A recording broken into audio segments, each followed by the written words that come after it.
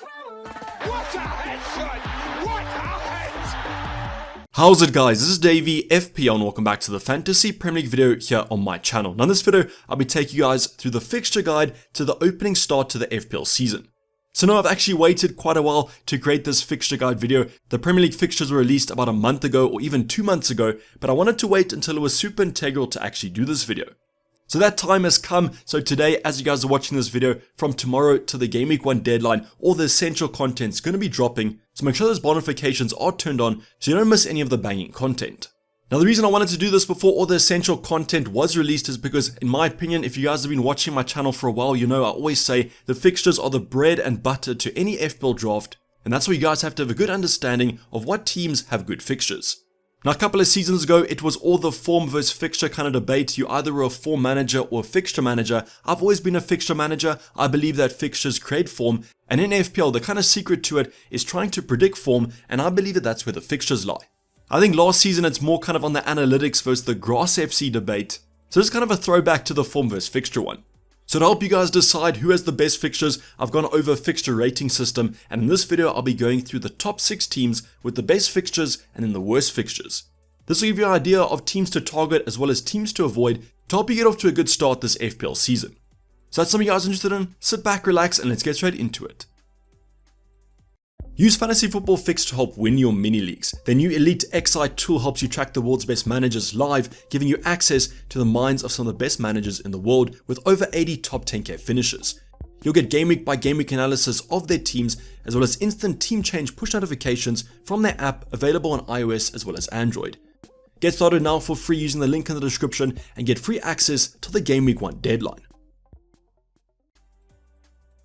Now the first talking point I want to go over before we touch on who has the best fixtures and who has the worst fixtures is the whole definition of what is a tough fixture. Now last season my kind of interpretation of tough games was completely switched around, and what I discovered was that the better attacks usually don't have bad fixtures. What I'm saying there, for example, with Man City, with Liverpool, these options, even if they're playing tougher opposition, more defensive opposition, they usually end up scoring at least one. And at the end of the day, if your attacker, say Erling Haaland, scores 1 goal in a tough game, that might be similar to the average that they've scored over the previous fixtures. If you guys just think of a Liverpool versus a Man City game, there's always goals in that one. We've had our 4-3s, our high scoring draws. So just imagine if you took your attackers out before that game, and then they end up scoring. So my kind of mindset about fixtures has changed from a defensive and an attacking point of view. In terms of my more kind of skilled attackers, this season you can think of your Erling Haalands, if you're going to go for Mo Salah, him, but otherwise Saka and someone like a Rashford. These players are almost somewhat fixture proof. But then in terms of the defensive fixtures, I think this is really where the fixtures kind of ratings do come in handy, and you can make your transfers over easier runs.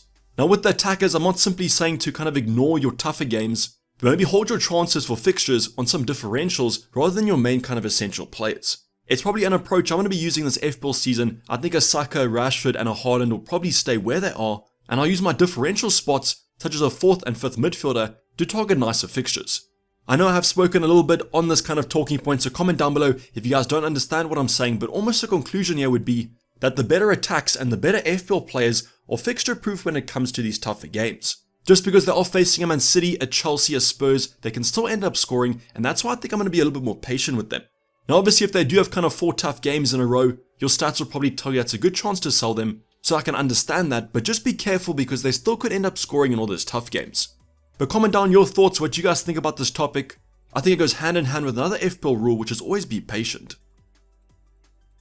But let's go on to the actual fixtures, and first I'm going to go over the good side of things. I'm going to go over which teams have the best fixtures for the opening 6 game weeks. Now the reason I'm going for the first 6 is it's a kind of a nice metric to go over, quite consistent with a lot of the FPL community usually rating over the first 5 or the first 6 games, as you don't really want to look too into the medium term. So opening 6 games might give you guys a nice little start to the season. You might even want a wild card after this because there are some fixture turns. So to go with the first 6 game weeks, I'm going to be going over the top 6 teams, and you guys can see them on screen right now. The best fixtures currently are going to be Chelsea, second is going to be Brighton, we then have Man City, Brentford, Arsenal and Manchester United. Now the fixture ratings that I used and the kind of order that you guys see is from Fantasy Football Fix. You guys would have seen the kind of sponsored tab at the start of this video, but I went over to their fixture analyzer and that's where these fixtures come from. Now in terms of the colors that you guys see on screen, this is from the actual FPL website. Fantasy Football Fix has their own rating system, but to make things a little bit simpler, I've used the actual FPL color scheme. Now the ratings that you guys see on screen are going to be the attacking fixtures. There are two different ratings for defensive and attacking form, but I just prefer the attacking stats. So go check out Fix if you guys want to, as I've used their fixture rating for a couple of seasons.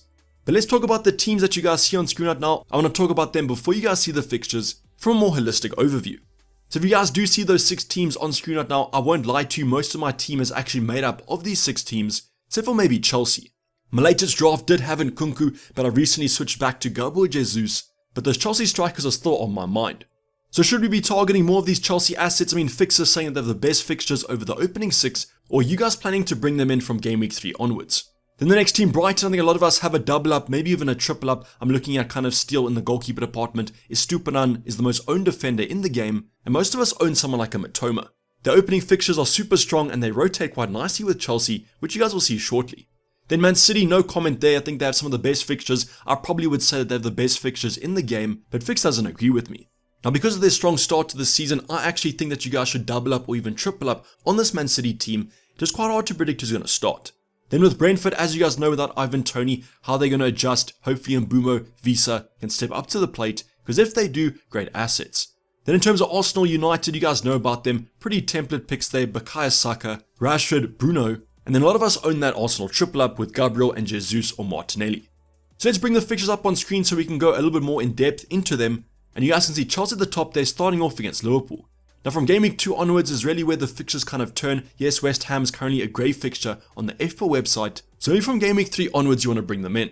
If you guys look at Brighton there, from game week 1 to game week 3 they have great fixtures, then have United and Manchester United back to back, so you might want to jump off there, but just beware about game week 6 against Bournemouth. So this is one of those fixtures that I was talking about with the Brighton attackers. Is I do believe against the better sides they do pitch up, and therefore Newcastle and United might not actually be that bad of a fixture. So that's going to be one of those hard calls to do, but I might just keep hold of him at home if I do go for him, and just hope that he produces the goods.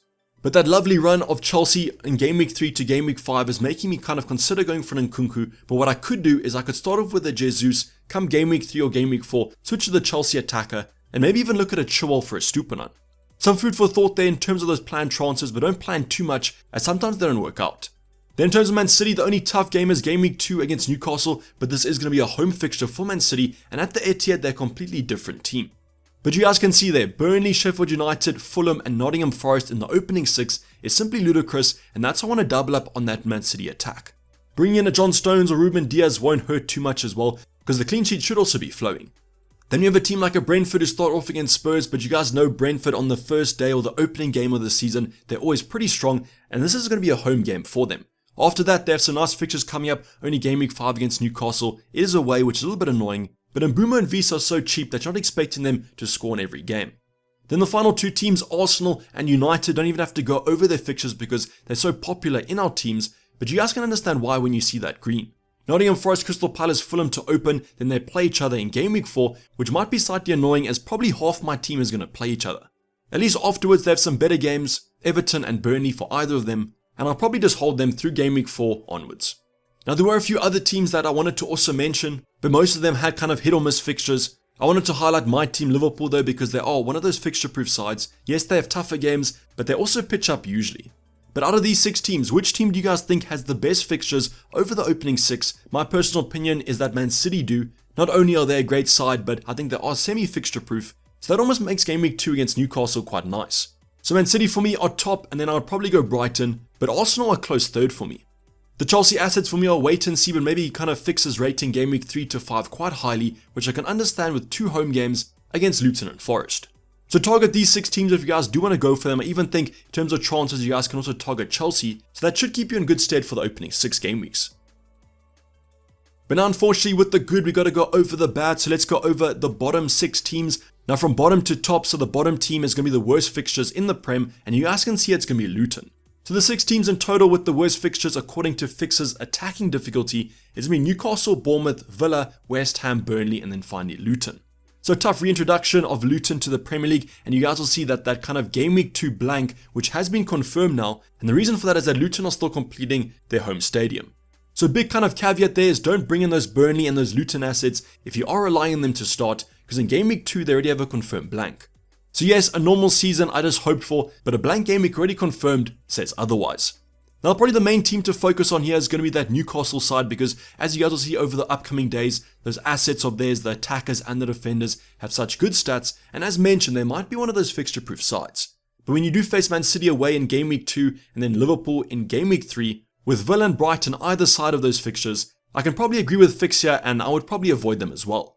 Now, that doesn't mean that we won't bring them in for the entire season. From Game Week 5 onwards, we can obviously get them in, your Kieran Trippier's, your Callum Wilson's, 100%. But I'm going to play the odds here as I'm a fixture manager and just avoid them for now.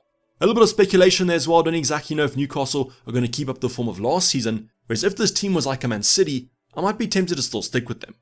But comment down below, do you believe that Newcastle will keep up the same form that they ended last season with? I know towards the end of the season they dipped off slightly, but still were putting in a good shift. We then have Bournemouth, who have a pretty tough run, a lot of kind of grey fixtures according to the FPL ratings, but I haven't really considered going for anyone besides maybe a Dom Solanke at his cheap price point. With Aston Villa though, they're one of the teams that I'm actually looking at on the side. I really like an Ollie Watkins and Alex Moreno. These two players have super good stats. So could they actually surprise us in Game Week 1 against Newcastle? Because after that, the fixtures aren't that bad. West Ham and Burnley are kind of interesting teams. I know a lot of people have been looking at a Jared Bowen as a differential. I mean, with an opening game against Bournemouth, that could be gold. But when you see Man City and Liverpool in Game Week 5 and 6, I probably would avoid. Then in terms of Burnley, they're a definite avoid for me, starting against Man City, then have a blank, unless you guys want to go for a cheap 4.0 defender or something like that. Already spoken about Luton, they also have tough games. I mean, you're not going to bring these players in, except for their 4.0 defenders, unless you got your eye on a cheap attacker. What I will say though is from Game Week 4 onwards, the fixtures do take a little bit of a turn. West Ham, Fulham and Wolves aren't the worst in the world, but I'll probably wait and see how they adjust for the Premier League. But out of these 6 teams, the only team that I probably would say that you might go for is going to be Aston Villa, as their fixtures on paper don't look that bad. So yes, I might be disagreeing with Fantasy Football Fixers rating slightly, but I think they're also one of those teams under Emre that they can pitch up on the day. But you guys let me know in the comments down below, do you agree with me? Do you think that Villa's fixtures are that bad? And even if they are bad, is this putting you off going for someone like an Ollie Watkins or an Alex Moreno? Other than that though, I think a Jared Bowen, I mean Game Week 1 and Game Week 4 look pretty strong, but he might be a sell in Game Week 5 anyways. Haven't really considered any of these players in my team besides maybe a Newcastle or a Villa punt, but I generally think the teams that you saw first, the 6 teams with the best fixtures, you can probably make a full starting 11 with them because the FPL prices are so cheap this season. But what teams are you guys targeting in terms of good fixtures and what teams are you guys avoiding? Always interested to see what teams you guys are backing to have a good start to the season. But this is basically going to wrap up the video, guys. Hope you did enjoy it. Please don't forget to like if you did and subscribe if you have subscribed yet. As mentioned, tons of content coming up. The more essential content is going to be hitting from now to that Game Week 1 deadline. So make sure that you guys don't miss those videos. But I'm going to be signing off. This has been Dayvy FPL and I'm out. Cheers, bye.